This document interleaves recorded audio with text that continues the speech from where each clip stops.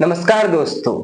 Islamic नियम के तहत जब कोई व्यक्ति अपनी किसी निजी संपत्ति को अल्लाह के नाम पर सार्वजनिक फायदे के लिए दान कर देता है, उसे वक्फ करना कहते हैं। मतलब वो सार्वजनिक फायदे का मतलब वो किसी शैक्षिक काम के लिए या गरीबों के लिए अपनी संपत्ति दान कर देता है, उसे वक्फ करना कहते हैं। और जो वक्फ की गई संपत्ति है, ये इस पर किसी एक पर्टिकुलर सदस्य का हक नहीं रहता, ये अल्लाह के नाम पर हो जाती है और ये सार्वजनिक फायदे के लिए इसको काम में लिया जाता है। और एक बार किसी व्यक्ति ने अपनी संपत्ति वक्फ कर दी तो उसे उसे उस संपत्ति को वापस लेने का कोई अधिकार नहीं होता है। अगर वक्फ की संपत्ति के बारे में अगर बात करें तो इसके पास प्रेजेंट टाइम पर लगभग 8.5 लाख अचल संपत्तियां हैं, जो भारत में और भारत के बाहर भी अनेक देशों में जो ये इनका इसका कंट्रीब्यूट है। भारत देश में वक्फ अधिनियम 1954 में स्थापित किया गया था। उसी के आधार पर इसका वक्फ बोर्ड का गठन किया गया है, जो इसमें 1955 में इसमें एक अमेंडमेंट किया गया था और 1964 में भारत में पूरी तरह से वक्फ बोर्ड की स्थापना हो गई थी। अगर वक्फ बोर्ड के इतिहास जो इसका इतिहास है, इसको इतिहास को खंगालने की कोशिश करते हैं तो भारत में इसका इतिहास जब सन 1192 में मोहम्मद गोरी तराइन के द्वितीय युद्ध में पृथ्वीराज चौहान को पराजित कर देते हैं, तो मोहम्मद गोरी का भारत में शासन होने लगता है। तो इस वक्फ बोर्ड में जो इनकी जो कंडीशंस थी, उसमें यह था कि जो अपनी संपत्ति वक्फ करता है उसकी संपत्ति खुद की होनी चाहिए, न कि किसी दूसरे की। तो सॉरी, मोहम्मद गोरी तो बाहर से आया हुआ था, तो उसने जो उसकी जो जमीन नहीं थी, लेकिन ऐसे भी कहा गया था इसमें कि जो कोई भी राजा है कोई साम्राज्य पर शासन कर रहा है, किसी जगह पर शासन कर रहा है, तो वो जो जमीन है वो भी उसकी ही मानी जाती है। तो मोहम्मद गोरी ने सबसे पहले पाकिस्तान, जो पहले भारत का ही पार्ट हुआ करता था, पाकिस्तान में जो मुल्तान है, मुल्तान की जामा मस्जिद को 2 गांव समर्पित किए थे। अगर आप गूगल करोगे कि सबसे पहली वक्फ प्रॉपर्टी कौन सी है, सबसे पहली वक्फ प्रॉपर्टी इस जो मोहम्मद गोरी ने जामा मस्जिद को 2 गांव समर्पित किए थे, वक्फ किए थे, दान किए थे, उनको माना जाता है। समय के साथ धीरे धीरे वक्फ हुई संपत्तियां बढ़ती गई और आज लगभग 8 लाख एकड़ जमीन वक्फ के पास है।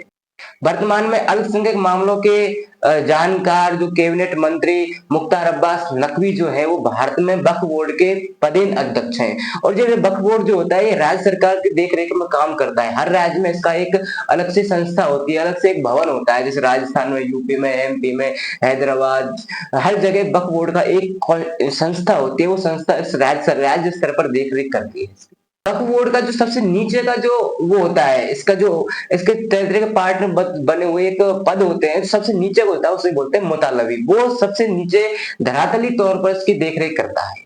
अब सबसे पहले बात करते हैं कि वक्फ नाम कहां से आया, इस वक्फ नाम का प्रतिपादन किस तरीके से हुआ। आज से 400-500 साल पहले आज से 500 साल पहले भी लोग अपनी संपत्तियां दान किया करते थे, अपनी संपत्ति को सार्वजनिक फायदे के लिए दान किया करते थे। उस टाइम पर इसको सदकाए जरिया के नाम से जाना जाता था।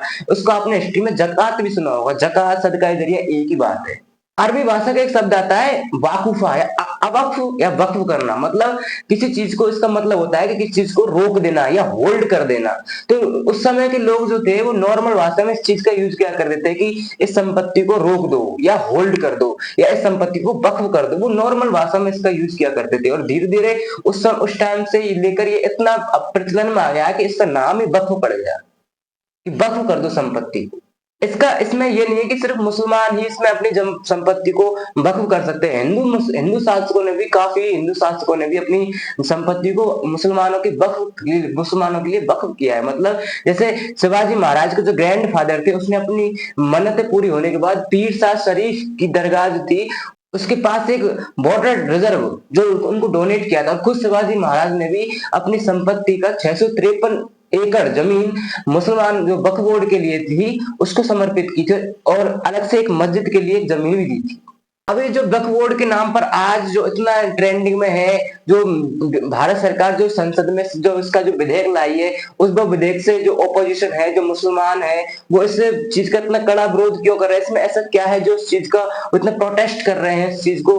तो इसमें यह है कि मुसलमानों का मानना है कि जो ये विधेयक है, जो भारत सरकार संसद में इस विधेयक को लाई है, इससे यह जो विधेयक है ये पास होने के बाद ये विधेयक पास होने के बाद इसमें गैर मुसलमान जो है वो अपनी जमीन को वक्फ नहीं कर सकते। मतलब ये जो विधेयक ये कहता है कि ये विधेयक गैर मुसलमानों को अपनी संपत्ति वक्फ करने से रोकता है। पहले क्या हुआ करता था कि पहले जो गैर मुसलमान है जैसे हिंदू है या अन्य कम्युनिटी है वो भी अपनी संपत्ति वक्फ कर सकती है, लेकिन अब इसके बाद ओनली मुसलमान ही, और वो मुसलमान जो पिछले 5 साल से इस्लाम धर्म का पालन कर रहे हैं वो ही अपनी संपत्ति वक्फ कर सकते हैं।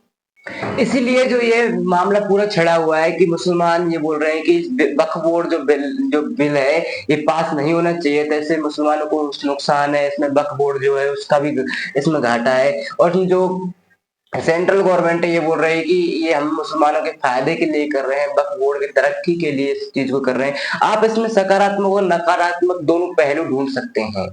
वीडियो अच्छा लगा हो तो वीडियो को लाइक करें, चैनल को सब्सक्राइब करें, और भी इंफॉर्मेटिव वीडियोज के लिए चैनल को सब्सक्राइब करें। धन्यवाद।